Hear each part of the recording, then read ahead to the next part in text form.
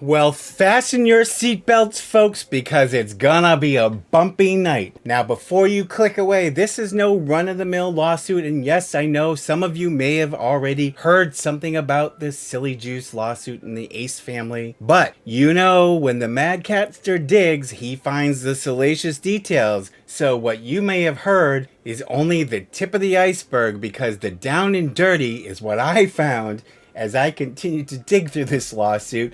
And the Langer's Juice people who are suing the McBroom's Silly Brands Silly Juice Company, they let them have it because when the Ace Family's Silly Brands Company filed their answer to this lawsuit, they threw some mud at the Langer's Juice people, thinking they were so smart. Well, the Langer's Juice people turned around and fired a cannon back at them full of dirty details about the underhanded undertakings of the Ace family and the McBroom family and Alan McBroom and his sons, Tweedledee and Tweedledum McBroom, or should I say Tweedledum and Tweedledummer McBroom, and the nasty business they tried to pull on their supposed business partner. And I've got it all for you, so come along for the ride and let's get into it.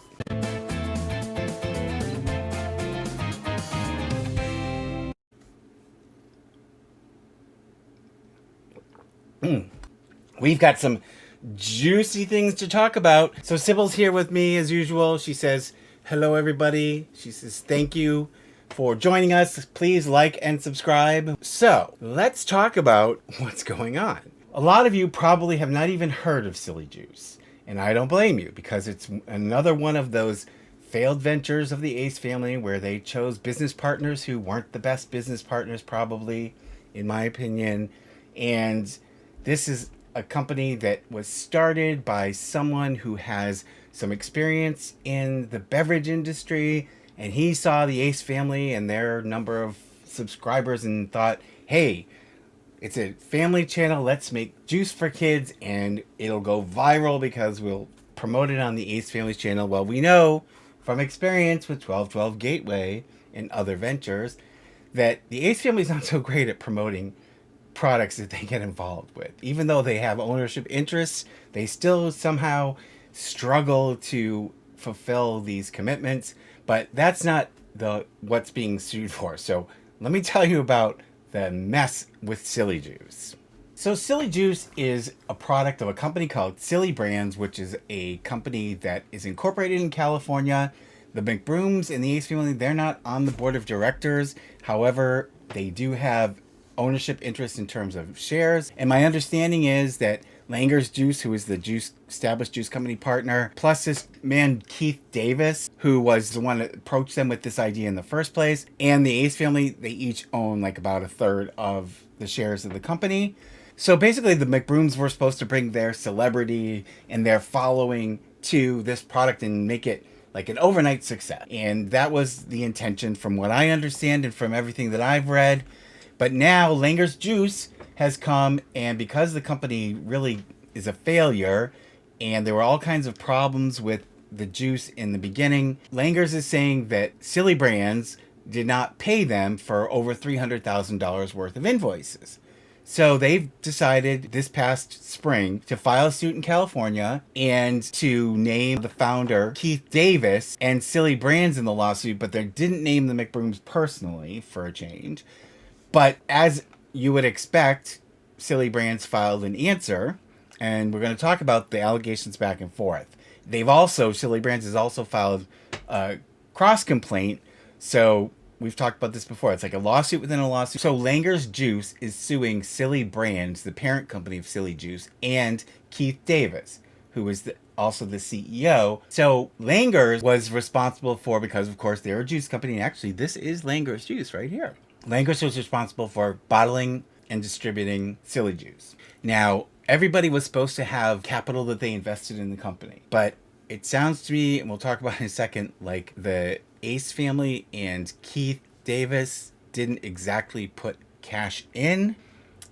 They were kind of riding this venture as we don't have to put up anything. You do all the work, put up all the capital, and we'll take our cut. Thank you very much. Anyways, so this is what Langer's Juice had to say. So Langer's Juice claims that there was a verbal agreement. Now, people, that is a red flag right there. when you're in business especially, never, ever, ever do anything on a verbal agreement. Big mistake. So they've both admitted that there was no written agreement with Langers and Silly Brands. So that's the first problem, because it becomes really a he said in this argument between the Langer brothers and Keith Davis and Silly Brands. They're going to have to show the court some kind of proof to substantiate what they're saying. So Langers is suing for breach of contract, albeit a verbal contract. And they're asking for damages of $316,821.80 plus interest and attorney's fees. Okay, so that's pretty standard.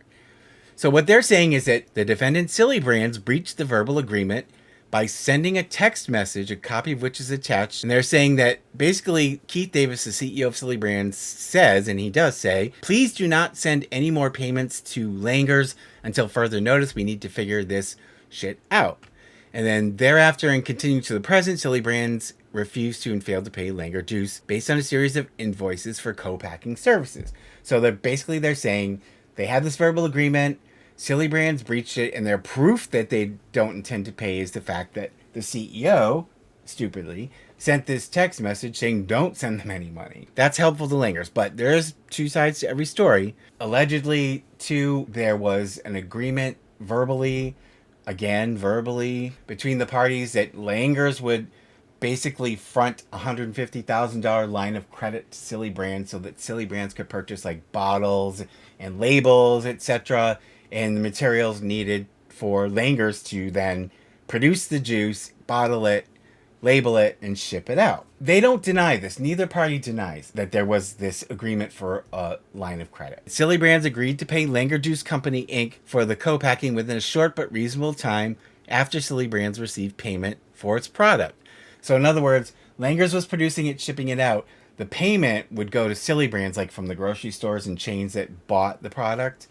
And then Silly Brands was supposed to accept the payment and then send the payments that they owed for Langer's part of the production to them. So it's a pretty sweet deal for Silly Brands. They're essentially not putting up any money up front.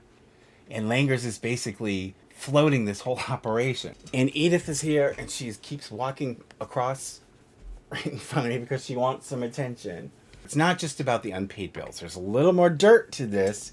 And stay tuned to listen to this. It involves the Ace family part, even though they're not named in the suit. So Langers goes on to say it would be completely unreasonable to carry, meaning float, the cost for ingredients and packaging, and then also carry finished goods. So basically, Langers is saying we were responsible for floating the entire operation, and that was not reasonable. And for Silly Brands to say that that was what we agreed to is ridiculous, and I tend to agree with that. If they're saying we didn't agree to this, I would say I believe them, because why should Langers have all the liabilities in its column while the Ace family and Silly Brands basically say, Ace family, that's our part of this bargain, you know? So apparently they're alleging that Silly Brands used graphic arts to do the labels and the UPC symbol, that symbol that gets scanned at the supermarket, but that the labels had improper UPC code so that they were useless. What Langers is saying, that there's all this juice that had to sit while they waited for this mistake to be corrected. They then were forced to say, we've got to get rid of this inventory even with the wrong labels on it.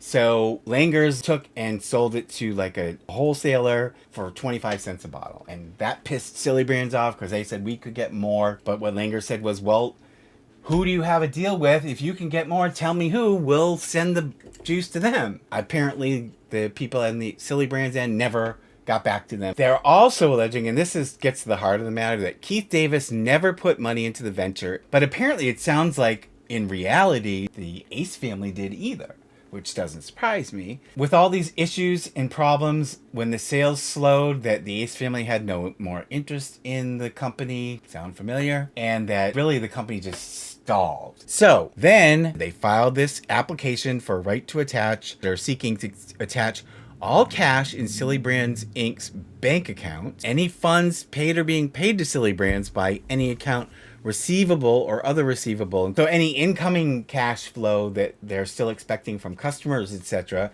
they want that attached.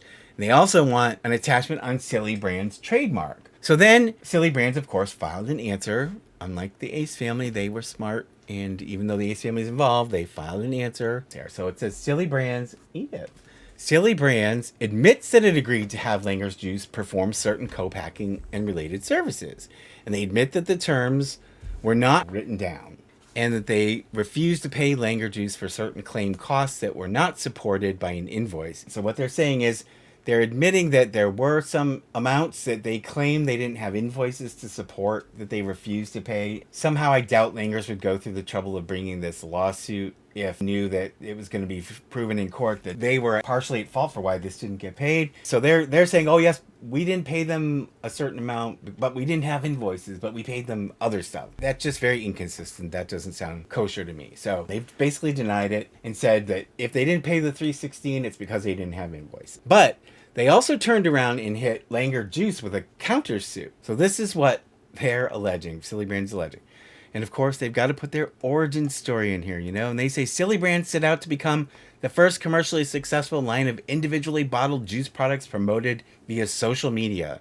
The result was Silly Juice, with the backing of the well-known Ace family, who have one of the most popular YouTube channels with over 18 million subscribers. Silly Brands was able to successfully market and promote Silly Juice through the Ace family social media platforms.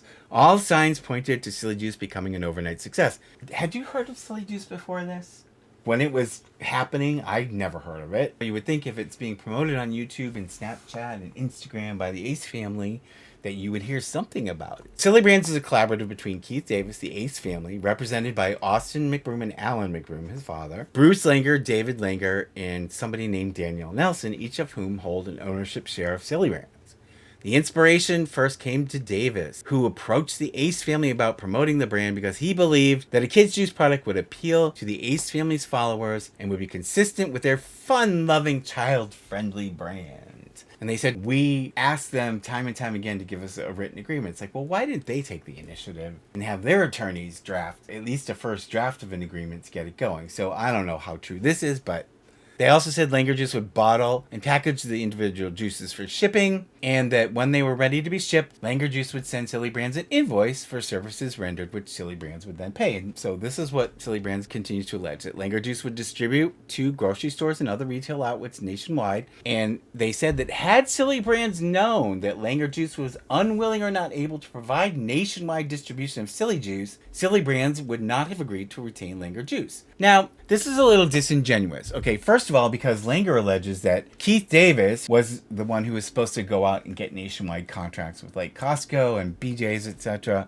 What they did, as you do with most products, they did like a test market. They apparently had an agreement with Albertsons Supermarket so that they were selling product in California and Oregon and Washington, and I think also Arizona. So now that they're alleging that some of the problems with the juice is Langer's fault. There was like complaints, and there was some YouTube videos done, and actually Sloan did one. He was taste testing Silly Juice where he said it tasted kind of funny, so and he didn't like it, and that seemed to be a common complaint. And this is why Silly Brands is alleging that was the case. They're saying that Langer Juice failed to produce quality products. Only a couple weeks after the launch of Silly Juice, Silly Brands received multiple emails, direct messages, and social media reviews raising complaints related to product leakage, mold, and an inconsistent taste across the product line. Silly Brands allegedly investigated the source of the leakage, mold, and inconsistent taste for months. For months? Why would it take months? I don't understand that. To trace the travel of a product from the time it left the warehouse till it got to the grocery store, how long does that take to figure out? It's usually pretty well documented. So anyways, Langer Juice claimed that the customer complaints were the result of poor handling during shipping. It caused products to be crushed and therefore causing leakage, which caused mold. They said that after months of investigation and continued complaints, Langer Juice finally admitted that the caps on Silly Brands bottled juices were not being screwed on properly during the manufacturing process and thus did not create an airtight seal. They said that, Langer's failed to provide quality products and that this resulted in significant past and future financial loss. I don't know how much future there is for this brand, but I also have a question. If Silly Brands had all these beefs with Langer's, why didn't they file a lawsuit? Why did they wait until Langer's came after them for the $300 and something thousand before they decided, oh, we better counterclaim them, wouldn't you think they would have filed their own breach of contract complaint and not waited till this long after the process had started to do this? And so this is what Silly Brands is claiming as damages. They're saying that Langers willfully and intentionally failed to discharge their duties, and that as a direct and proximate result of their conduct, Silly Brands suffered damages and entitled to recover damages and an amount to be proved at trial. They're saying that Silly Brands further informed believes that Silly Brands is entitled to and seeks an award of punitive or exemplary damages. So they're asking for damages to punish them for their conduct because they're saying that it was deliberate. That doesn't make a whole lot of sense to me. Why would you, if you're a juice manufacturer and you've got a vested ownership interest in this product, why would you deliberately allow problems to happen? That makes it makes no sense at all. These people are in business to make and sell juice. Why would they target Silly Brands, which is basically like a sub-brand for them, and sabotage it?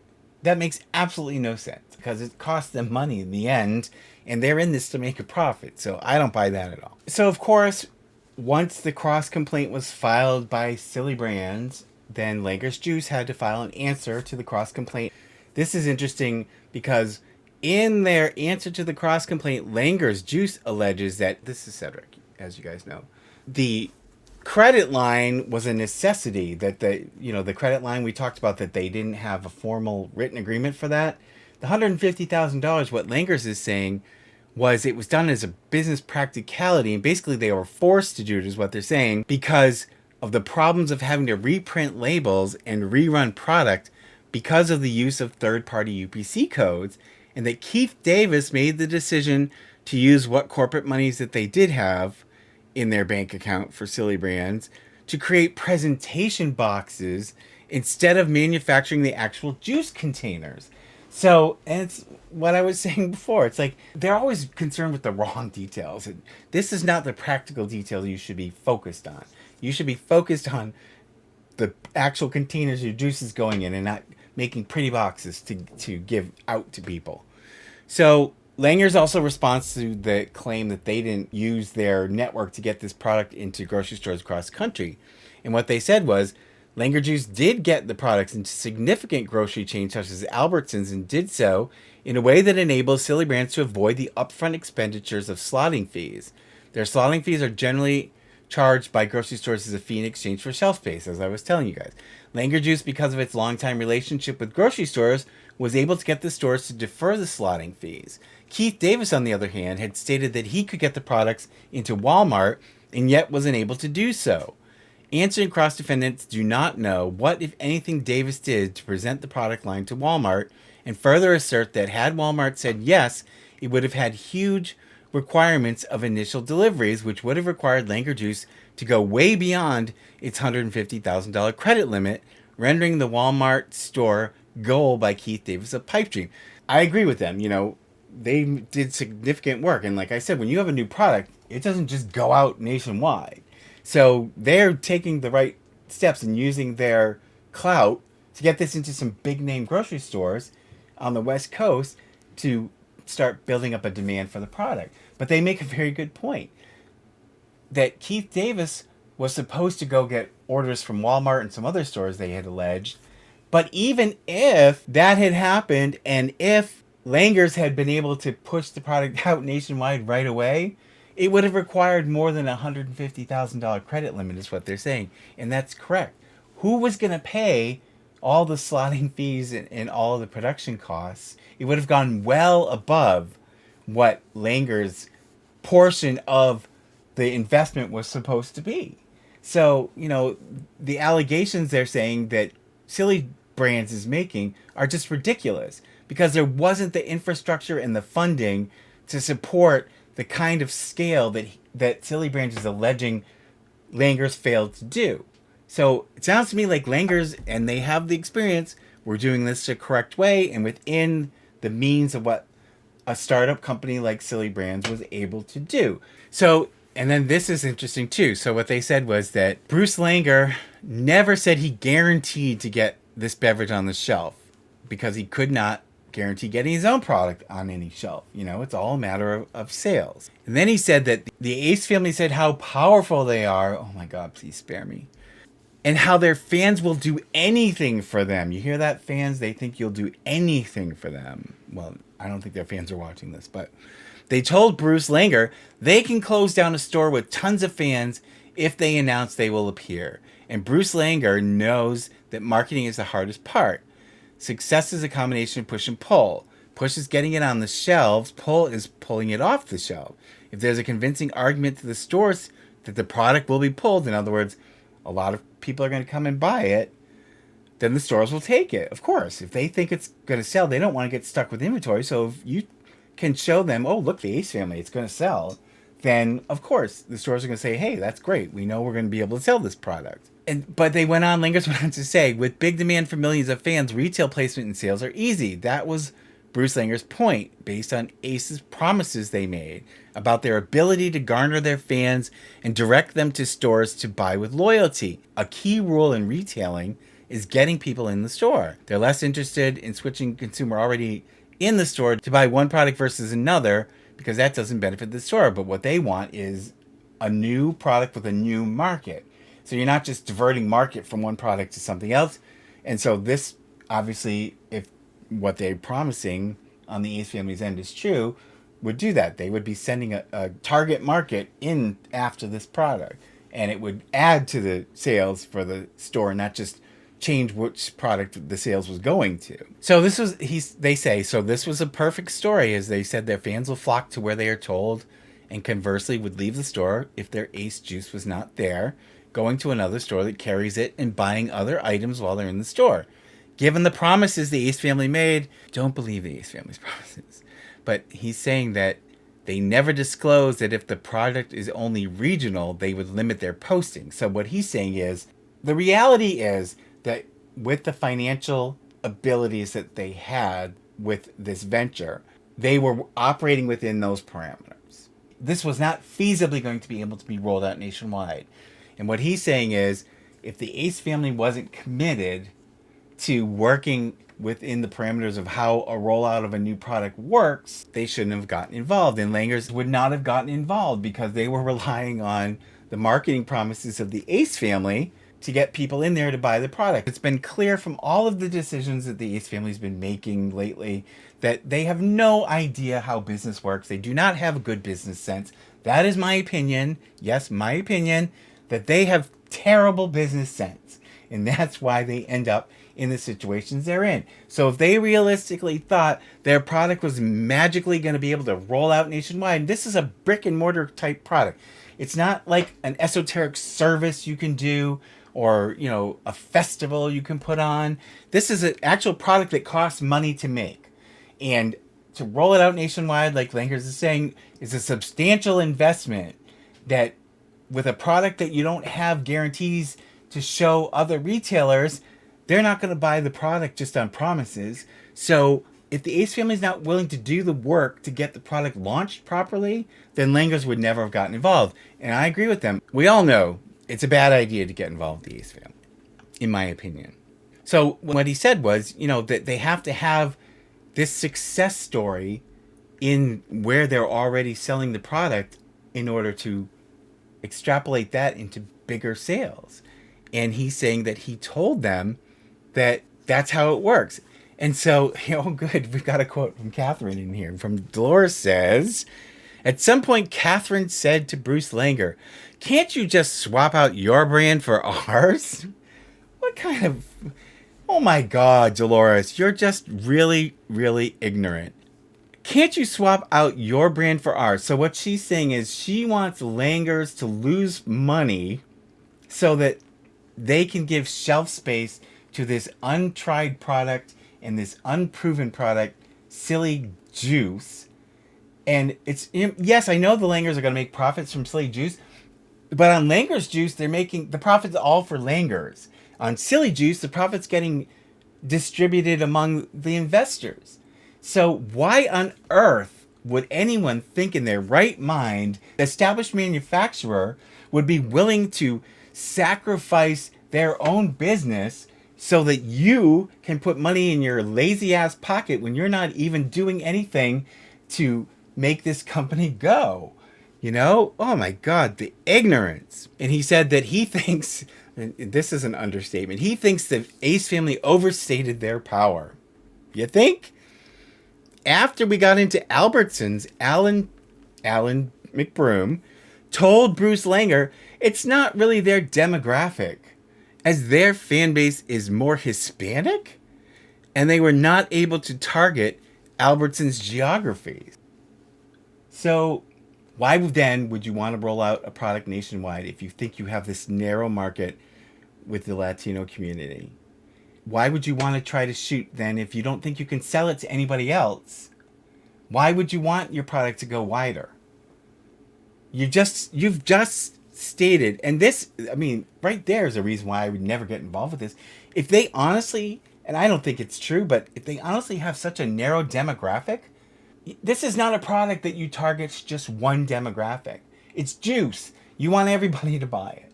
They're saying that even while Bruce Langer got 5 new items into Walmart, so here Bruce Langer went and did supposedly what Keith Davis was going to do, and he got Walmart to take some of the product. So this is just really juicy, pun intended. Listen to this. Then he said that the Ace family hurt their own reputation by engaging in and sponsoring a fight in Florida, which is maybe why they have less of a following. So he's getting really shady here. And he's saying also Catherine launched an unsuccessful skin product line, diluting the focus of her postings and leading to possible disappointment with their fans, as this led to more conflicts between the Ace family and others. He says that Bruce Langer told them many times they need to post more. That's the whole 1212 gateway problem, people. He says that answering cross defendants have no, meaning the Langers, have no indication this was done after the initial launch. And that's what I was just saying. I looked and I couldn't find where they were promoting this. I saw that there was like something at the beginning, and then that was it. And that's what they're saying. The Ace family doesn't follow through with their marketing promises. We've seen it with 1212 Gateway. We've seen it with Social Gloves 1. We've seen it with Social Gloves 2. We see it with Silly Juice. How many times do we need to repeat this sorry pattern, people?